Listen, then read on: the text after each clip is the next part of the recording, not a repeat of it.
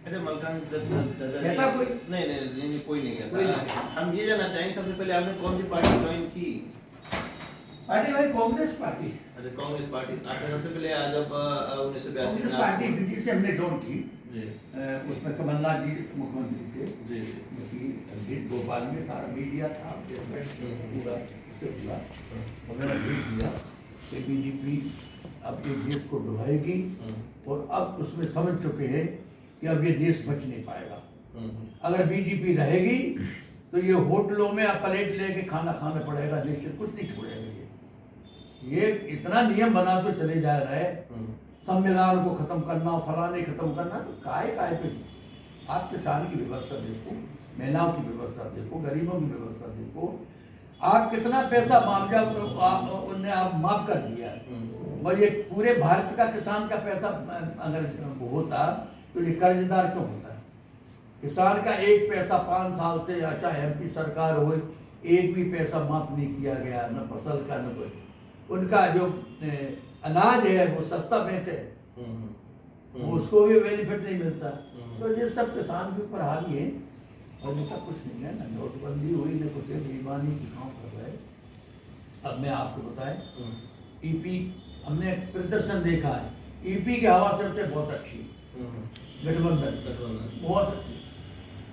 समाजवादी भी पार्टी सीटें बहुत लेगी, कांग्रेस भी बहुत लेगी।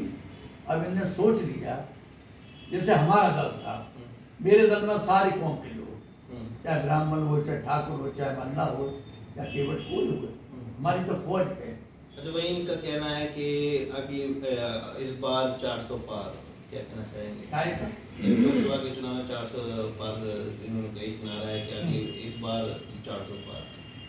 ये उनका कहना तो कुछ भी है, वो तो कुछ भी कह सकते हैं, उनके कहने से कुछ नहीं होगा। मैं आपको दूं, आप जनता के रुझान तो देखो, जनता के रुझान कहाँ जा रही। एक दिन वो था कि मतलब ईपी में कुछ नहीं था, एमपी में नहीं था, आज बड़े उत्साह से लोगों ने मतदान किया, फैसला कुछ भी हुए, अरे वोट डाला लोगों ने और दमंगी से डाला। और यहाँ भी मैं आपको बता रहा प्रदीप जैन बहुत बड़े वोटों से जीते, बम्पर वोटों से। क्या उनकी शिकायत जब मिलती कि प्रदीप जैन स्कूटर पे जा रहे हैं, अगर कहीं खड़े हो जाए तो जनता से मिलती है। और जो वो पूंजीपति हैं वो फिर चुनाव के बाद ताला बंद कर देते, फिर कोई नहीं मिल पाता। चीज तो कई रोड पे खड़े मिल जाते और कई के संग चल देते हैं, तो ऐसे नेता मतलब नहीं। तो आपके हिसाब से कैसे अब अच्छा आप बात करें प्रधानमंत्री की, 10 साल जहाँ पर मोदी जी की गुजर चुके हैं, तो प्रॉपर प्रधानमंत्री की मैं प्रधानमंत्री के लिए नहीं आए थे, न उनके लिए आए, न कहो कि मैं कांग्रेस पार्टी का प्रचार करने आए हैं।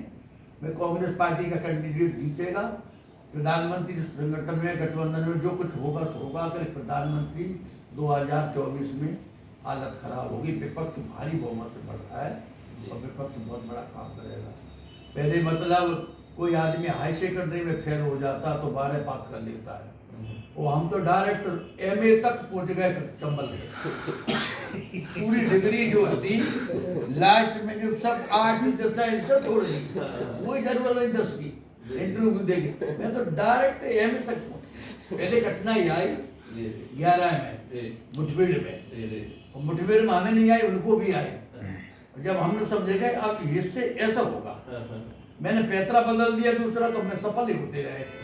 82 से 82 तक सफल रहे, एक भी आदमी नहीं बना, एक भी मुठभेड़ में आपसे अकील दे रहा, एक भी मेरे किसी को छर्रा नहीं लगा। 100 से आदमी रहे मेरे पास। अच्छा अभी तक अवेलेबल कोई केस आपके ऊपर चल रहा है? आप देखिए, आप इसकी हालत बताइए। ये फौज जो है, पूरे हमारे देश की जो फौज है, ये हमारी रक्षा करने वाली चीज है, उसको भी तुम खत्म कर रहे हैं। आप 4 साल की नौकरी में क्या कर पाएगा? 4 साल की नौकरी तुम किसी को दे रहे हैं, एक रंगरूट क्या कर पाएगा? 2 साल तो उसमें ट्रेनिंग होती, और 2 साल के 4 साल के बाद उसको घर भेज देंगे, फिर आप कहेंगे कि बुलाएंगे, वो बंदूक चलाना भूल जाएगा। कम से कम एक सिपाही को 10 साल होना चाहिए बच्ची। कारगिल युद्ध में यदि 10 साल के सिपाही को लगाते तो ये मारे नहीं जाते। कैप्टन बने, इंग्लिश बोलते थे, इंग्लिश से पढ़े हुए लड़कों, उनको क्या ज्ञान था AK-47 का? AK-47 तो दे दी। अब हमको तो आज भी इतनी उम्र का ज्ञान है AK-47 को, आज भी हम लोग खेल करते हैं, आज भी हमारे उसमें अथॉरिटी है कि हमको कैसे बचना है। उनने कारगिल में सब पढ़े लिखे लगा दिए, नए नए, उन्होंने कहा नहीं कि पढ़े लिखे, अरे इंग्लिश का काम थोड़े बोले के सामने, ये वकील थोड़े वहाँ तो इंग्लिश थोड़ी चलती, वहाँ तो दम दिल दिमाग की जरूरत है, माँ दिल होना चाहिए और दिमाग भी होना चाहिए, और दो की चीज की जरूरत है, माँ इंग्लिश की जरूरत थोड़ा, तुम क्या बोल रहे हैं गोली के सामने। सारे कारगिल में नए नए जवान मारे गए। पान सिंह सूबेदार को देखेंगे आप, एशिया के माने हुए धावक, एशिया का जो आदमी मिलिट्री में एशिया का माना हुआ धावक, और उसको कईयों मेडल मिले हुए हैं। जब 1 बीघा जमीन का मसला आया तो थानेदार के सामने उनने पूरे मेडल सामने दिखा दिए, तो उनके मेडल को थानेदार ने वहां फेंक दिया है। ये देश की कानून, अगर 1 बीघा जमीन का तुम पान सिंह को फैसला नहीं दे सके, एशिया का धावक आर्मी का, तो मलखान सिंह को यह क्या मिलना था? जब आपके तुमने एक सरकारी आदमी रहा, एशिया का धावक रहा, मिलिट्री में सेवा दी, लड़ाई लड़े, मेडल मिले, तो आप उनको न्याय 1 बीघा दे देते, तुझे 5-10 हत्या क्यों होती? और वो पान सिंह सूबेदार क्यों मारे जाते रिटायर के बाद? तो क्या कहना चाहेंगे जहाँ पर लोकसभा का चुनाव का माहौल है, और लोकसभा के चुनाव में तो भारतीय जनता पार्टी हार रही है पूरी तरह से, मैं आपको बता रहा हूं। भारतीय जनता पार्टी अपनी जीत पाएगी, विश्वास रखो आप, इनकी जड़ें उखड़ चुकी हैं, ये अब उस मुद्दे पे नहीं पहुंच पाएंगी। चल गई तो चल गई 10 साल, सदा न रहेगा जमाना किसी का, सदा किसी का जमाना नहीं रहता। तो क्या कहना चाहेंगे हमारी जनता से आप? हमारी जनता से क्या कहना चाहेंगे आप, क्या अपील करना चाहेंगे? हमारा कहना यही है, मैंने आपको बता दिया, कांग्रेस को कि देश सुरक्षित रहे, गौ माता काटी न जाए, मेरी एक ही लड़ाई। दूसरी बात, बहन बेटी किसी कौम की हो उसको सताया न जाए, कॉलेज में न जाए, न कोई उसके साथ न हो तो भी कोई दिक्कत नहीं है, कॉलेज से घर पे वापस लौटे, कोई छेड़खानी न हो।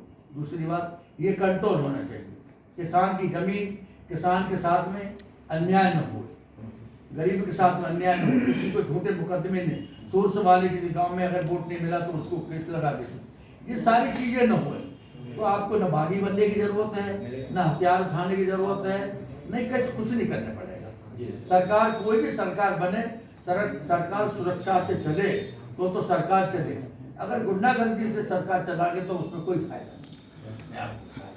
तो मेरा एक ही प्रश्न रहा, मैंने चंबल पे ऐलान किया था कि अगर किसी कौम की बेनिफिट से अगर तुमने हाथ डाल दिया तो आपके हाथ रोटी खाने को नहीं बचेंगे। आपके द्वारा ऐलान किया गया था? मैंने किया था माइक से, मैं 4 माइक रखा।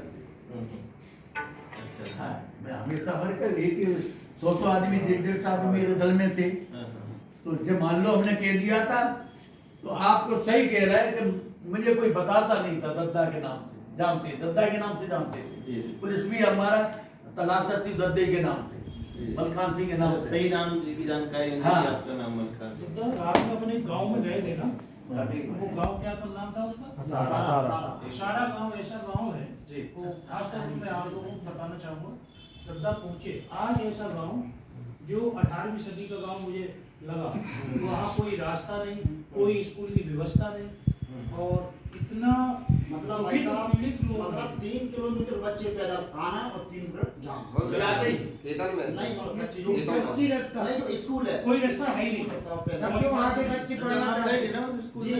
साहब जब माइक लगाएंगे तब मैं गए थे, आपसे बता रहा है कि मैंने ऐसा जिंदगी में गांव नहीं देखा, चंबल पे रास्ता भी थी कि मैं तो देख देख के दिमाग मेरा खराब, अगर कोई बीमार हो जाए तो खटिया धर के ले आएंगे। उनकी बेटी ने अगर ध्यान दिया कि मैं कहाँ पढ़ने आती, मेरी कहाँ जाएगी जिंदगी, हम कहाँ पढ़ने जाएंगे, हमारे यहाँ कोई साधन नहीं है।